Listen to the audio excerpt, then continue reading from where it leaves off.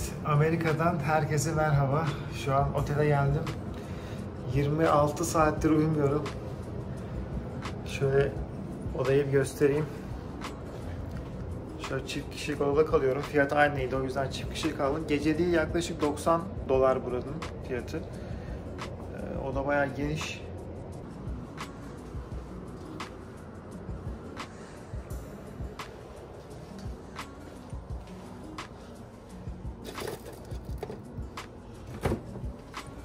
Dolap boş. Neyse, ütümüz de var. Burada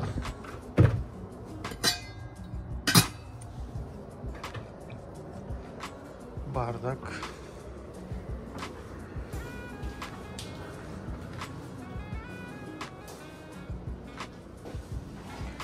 Bence gayet güzel.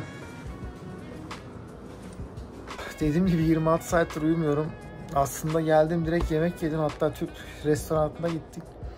Bursa'dan gelip Amerika'da Bursa İskender'i yedim. Fiyatları çektim. Sonrasında yemeği çekmeyi unuttum. Yine videoya koyarım. Fiyatları görürsünüz. Yaklaşık $15-20 arasındaydı. Şu an aşırı yorgunum. Şimdi gece 12 olmasını bekledim. Şu an saat Türkiye'de 7.30, burada 11.30. Günü atlatmaya çalışıyorum jet lag yaşamamak için. Birazdan uyuyacağım.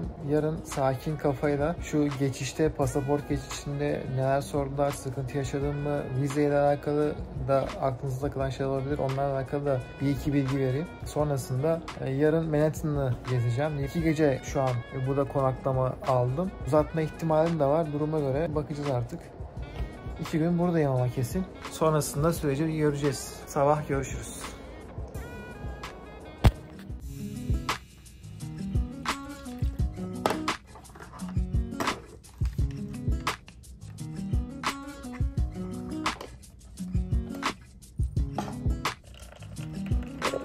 Evet, Amerika'dan herkese yeniden merhaba. Şu an saat 8. Sabah kalktım, bir duş aldım, kahve yaptım. Çok güzel bir kahve makinesi var. Filtre kahve yapıyor, demlenmiş. Gayet de güzel. Toz kahvelerden değil, direkt filtre kahve. Peki polis kontrolünden bahsedeyim. Hangi soruları soruyorlar, ne yapıyorlar, sıkıntı yaşadın mı? Zaten yurt dışına çıkan kişiler için aynı şey geçerli. Aynı prosedür uygulanıyor zaten. Hiçbir fark yok. Gümrükte de, geçişte, polis kontrolünde de pasaportumu verdim. Ne için geldin diye sordu. Turistik dedim, gezmeye geldim dedim. Sonrasında kaç gün kalacaksın dedi. 2 hafta dedim. Sonra biletimi gösterdim. Benim dönüşüm Chicago'dan. Chicago'da nerede kalacağımı sordu. Ben de orada şu an ayarlamadığımı, 2 gün New York'ta kalacağımı, sonrasında oraya geçeceğimi söyledim. New York'taki adresimi istedi. Onu verdim. Sisteme onu girdi. Sonrasında üzerine ne kadar para var diye sordu. Belli miktar nakit param olduğunu, 2 tane de kredi kartım olduğunu söyledim. Sonrasında bir sıkıntı yaşamadım. Damgayı vurdu. Üzerine de tarih atıyor. Kaç ay burada kalacağını. 6 ay bir süre olarak. En fazladan 6 ay veriyormuş. 6 ay yazdı. Yani 14 Kasım'da girdim. 13 Mayıs benim son çıkış tarihim. O zamana kadar burada kalabilirim şu an. Yani 6 ay boyunca ben Amerika'da kalabilirim. O tarih geçtikten sonra da kaçak oluyorsunuz.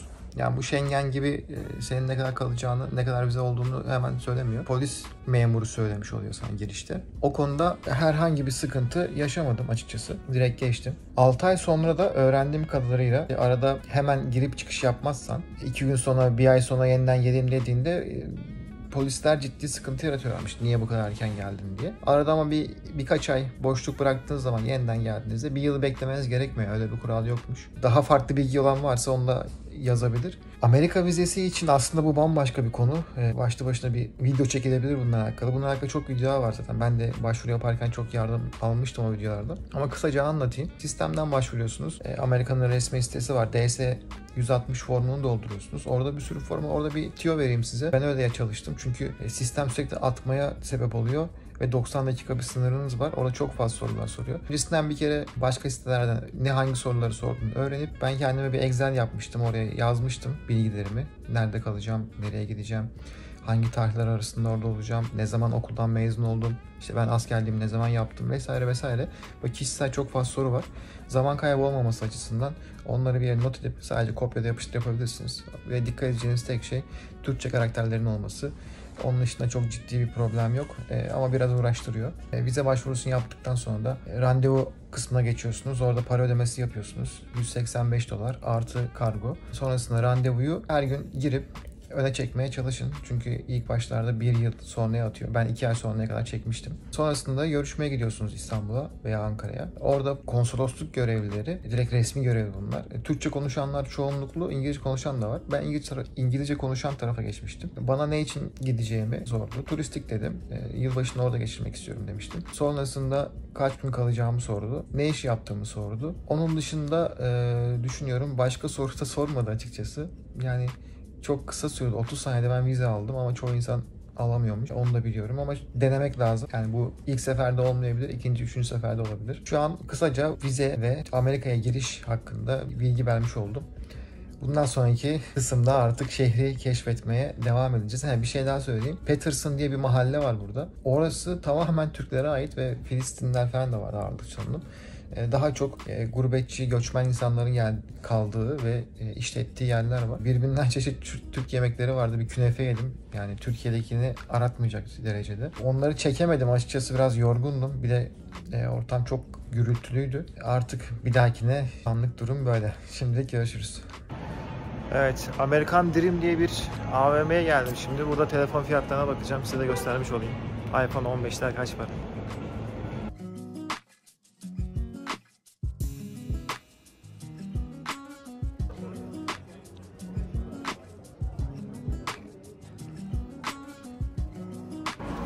Evet, telefonla ilgili bilgi vereyim. Burada taksi yani KDV'yi peşin çekiyorlar.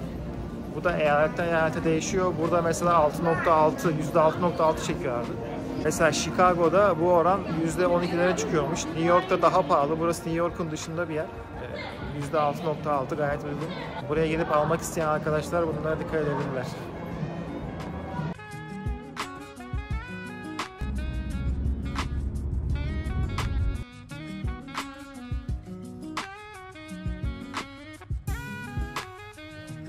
Evet, şu an Amerika'daki Outlet'e geldim. Burası şehir gibi bir yer böyle. Bakalım fiyatlar nasıl? Bütün markalar gözüküyor. Hava bu arada biraz serin ya. Esiyor yani.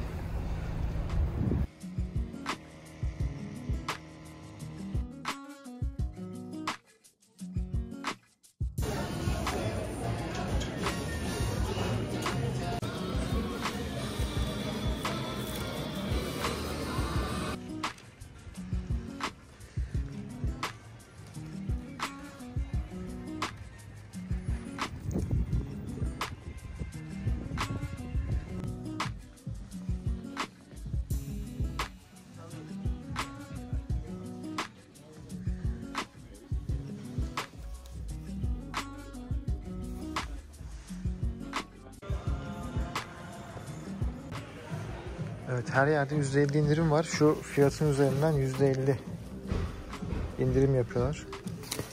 Şu Lacoste'un bir montu. $175. Türkiye kıyaslarsak çok ucuz ya. Şu her şey %50, %60. Şurada da %50. Mesela bu tişört $35.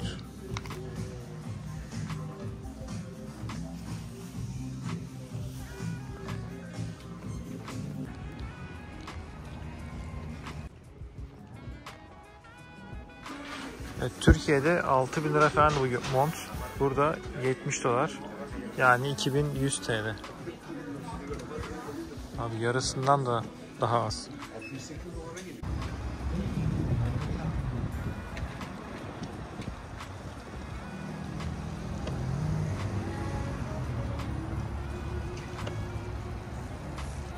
Evet, şu an New York'un meşhur meydanın tam karşısındayım. Şu manzara gözükmüyor. Nereden göstereyim?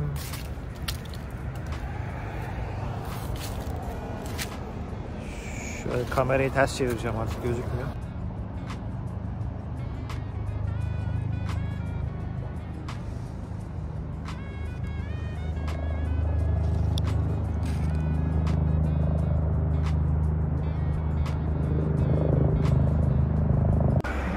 Yalnız hava bayağı soğuk burada. 9 derece gösteriyor ama hissedilen bence bir 4 derece falan var. Bayağı kalın kalın giyinip geldik buraya. Bu arada outlet'ler alakalı da birkaç bilgi vereyim. Yani fiyatlar gerçekten çok uygun. Seçenekler bayağı var. Farklı farklı ürünler vardı. Ben de bir alışveriş yaptım. Burası zaten outlet, dediğim gibi şehir gibi yapmışlar. New York'a da 1 saat mesafede. Giderseniz oraya erken gidin. Çünkü çok fazla gezilecek yer var. Ve biraz da paraya da gidin.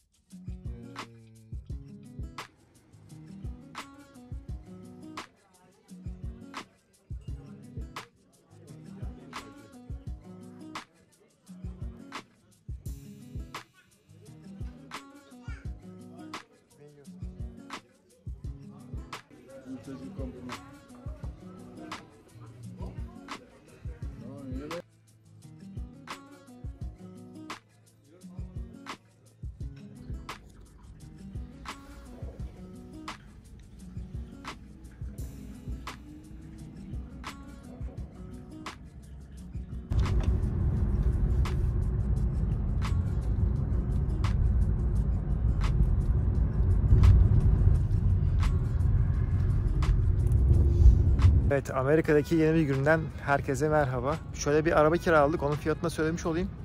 Günlük yaklaşık 1000 TL'ye geliyor. Burada benzin fiyatları da uygun. Galonu 3 dolar. Yani bir galon da yaklaşık 3.7 litre yapıyor. Yani Türkiye'ye TL fiyatına göre düşünürsek bile ucuz kalıyor. Şu an şimdi bir bankada bir işimiz var. Oraya geldik. Bankayı da göstereyim. Çok güzel. Ev gibi banka yapmışlar. Ufacık. İçinde Türk bir abla çalışıyor. Oradan arkadaş hesap açacak. Banka şurası. Çok da büyük banka. Bank of America. Buranın en büyük bankalarından bir tanesi. Şurası, şöyle göstereyim. Yani hava çok güzel şu an ya. Sivitle dolaşıyorum yani. Şöyle bankayı göstermek istiyorum. Şöyle bir yer. Bu yol boyunca hep böyleydi. Yani New York'un merkezi, Manhattan tarafı çok tabii şaşalı binalar var ama buralar çok güzelmiş.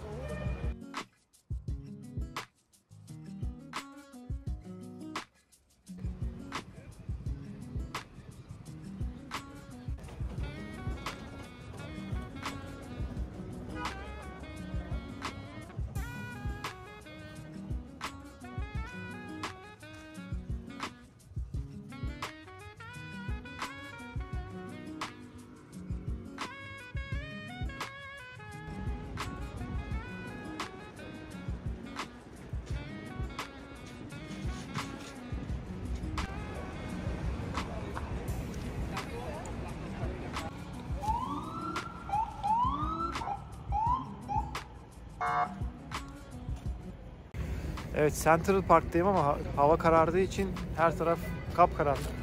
Aydınlatma çok yapmamışlar.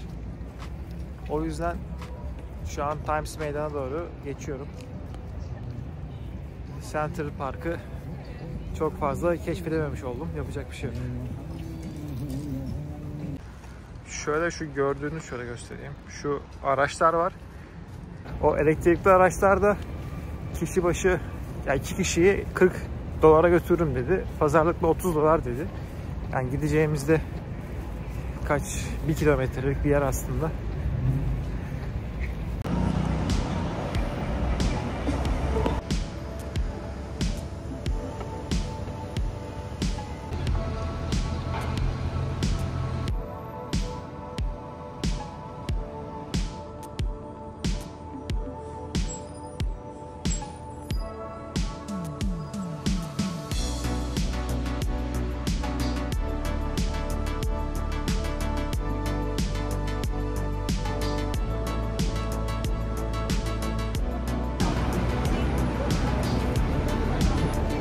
Evet, Times Square meydanındayım.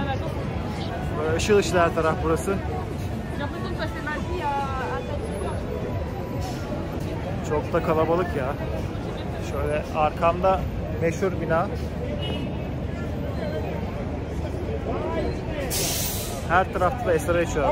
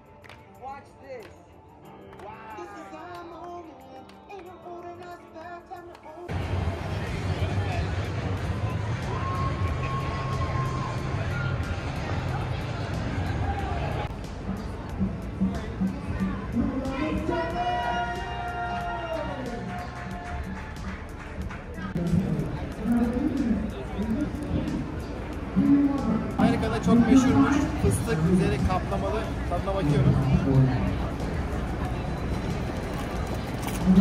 Yani şekerli fıstık gibi. Bu 2 dolar. Evet, normal.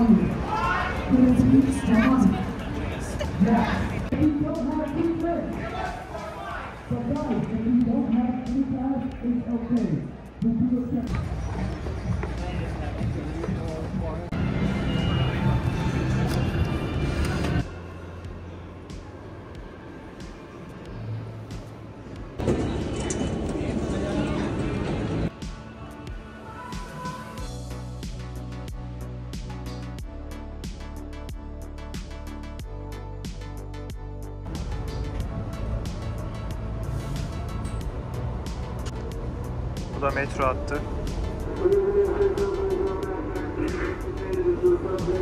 Metroda kimse kalmadı.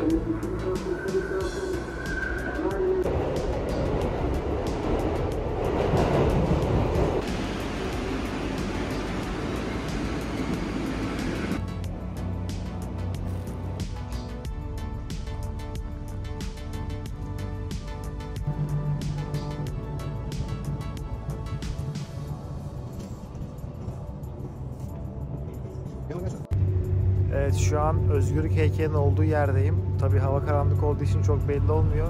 Yaklaşıp çekmeye çalıştım. Şu arkamda gördüğünüz botla da oraya gidiliyor.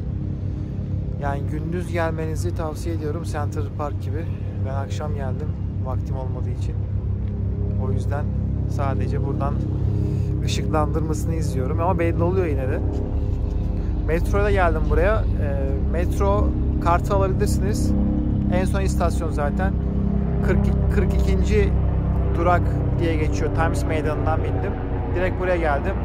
Fiyatları göstermiştim. Dönüşte bakacağım, o 5.8 dolar bitti mi bitmedi mi bilmiyorum. Otobüste 7 dolar kesti. Nereden? Patterson'dan, yani bu Türklerin olduğu yerden Times Meydanı'na yakın bir yerde bıraktı. Orası 7 dolar. Fiyatları da vermiş olayım. Burası da böyle bir yer. Şu an buraya yanaştı. Seferi var mı bilmiyorum. Burada da bilet fiyatları. Bir kişi 24,5 dolarmış. Maşallah. 62 yaşından büyükseniz 18 dolar. 12 yaşından küçükseniz de 12 dolar. Ve turda rehber isterseniz de Türkçe maalesef yok. Fiyatlar da böyle.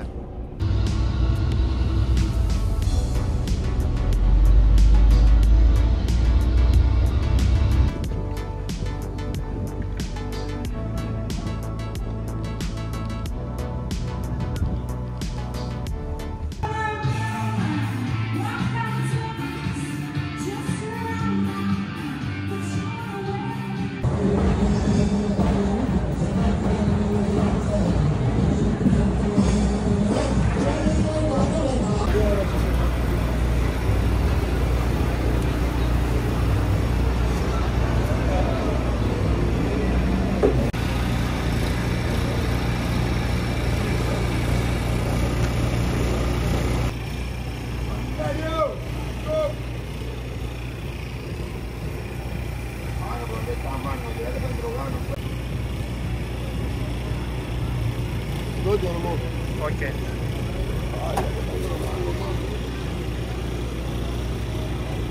Thank you. Oh, you want a mustard? Simil? You want a mustard? Evet, şöyle bir hot dog yerine tavuk aldık. 9 dolar. Közde pişirdi. Mısırlı abimiz.